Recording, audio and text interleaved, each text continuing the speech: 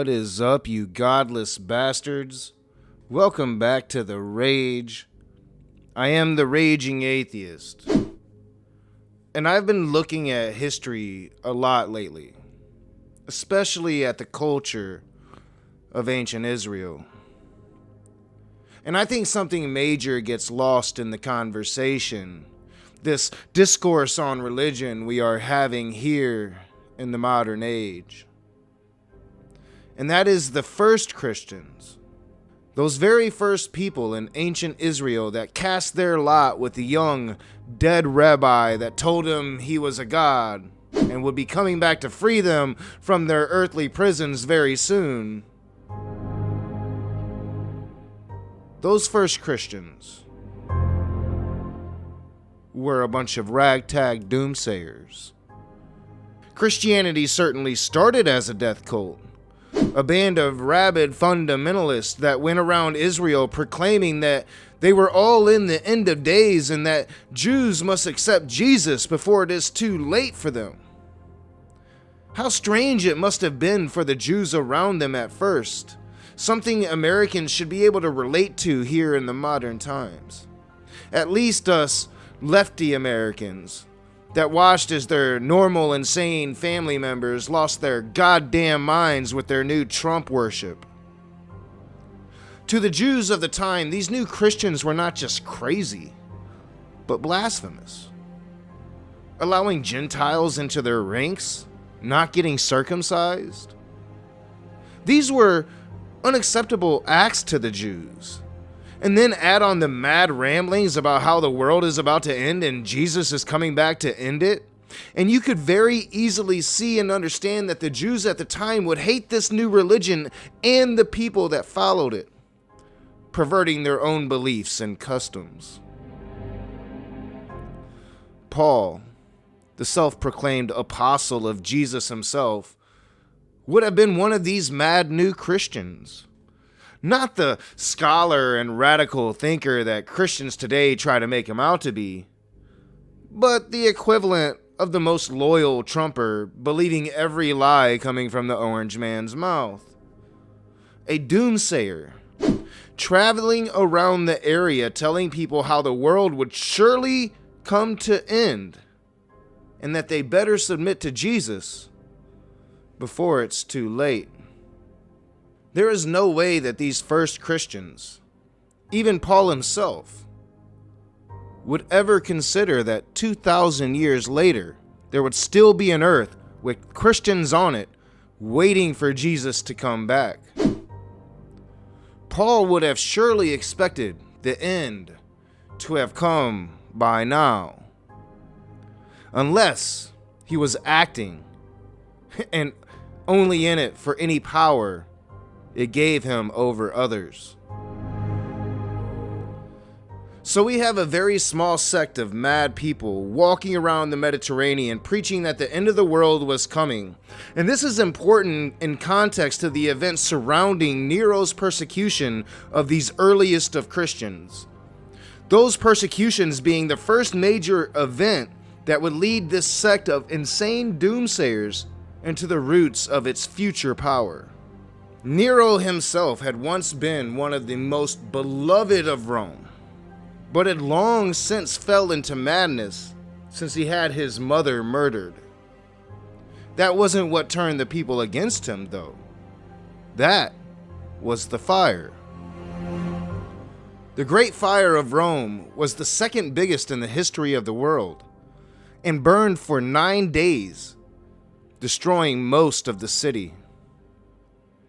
Nero had been away at one of his estates outside the city when the fire started. But as soon as he heard, he rushed home to lend what aid he could to his precious city. After, with the city in ruins, Nero made his mistake. He made a fire tax, and then he started rebuilding. And he started rebuilding with his own palace first. And it was going to be one of the new marvels of the world when he was done with it. At least, for a short time anyway. But this new tax and his lavish self-interest turned the people against him quickly, when not even the murders of his mother and ex-wife had done that before. Whispers soon started to spread that Nero himself started the fire and was seen playing the violin from one of his balconies as the city burned. This, of course, wasn't true, but truth mattered little to the mob, which always held the true power of Rome. Nero, he needed a scapegoat, and he had plenty of them, spread throughout the city, bothering Roman citizens and stirring up trouble with the Jews. Those new Christians, nobody liked them. He had the rumors spread immediately. It was the Christians, trying to bring about the doom they so often preach about in their rags. They set the fire. It was all their fault. And then the persecutions would start, as Nero fed not only the bloodlust of the angry mob, but of his own sick desires. Doomsayers were fed to wild animals in the arena, to the cheering roar of the crowd. Public beatings and murders of Christians were common. Nero even had Christians as human torches for his personal gardens. Peter himself would fall victim to this persecution. Christian anger was met with sudden sympathy at the onslaught of horrific violence to them. People started to see them as something more than a nuisance, something to be pitied. Tacitus himself would take pity on them and write a scathing rebuke of Nero's treatment of them. It is my opinion that it was Nero that opened the doors for this small sect of ragged doomsayers, the truthers of their time, to gain legitimacy and eventually take over Rome itself. And that first generation of Christians would pass. Jesus, well, he never came back like he had promised them. The old doomsayers were replaced with new doomsayers, and the word started to spread. More people came to the belief, waiting for Jesus to return. Unfortunately, he never has. As always, want to send that thanks to my patrons. You guys are the shit. Your support means everything. Your patronage is helping me pay my bills right now. Thank you for your support. If you like the video, hit the thumbs up, subscribe, share me in your social media, comment in the comment section below.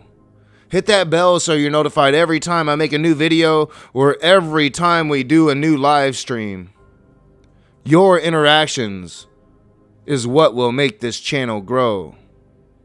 As always, I'll see you soon.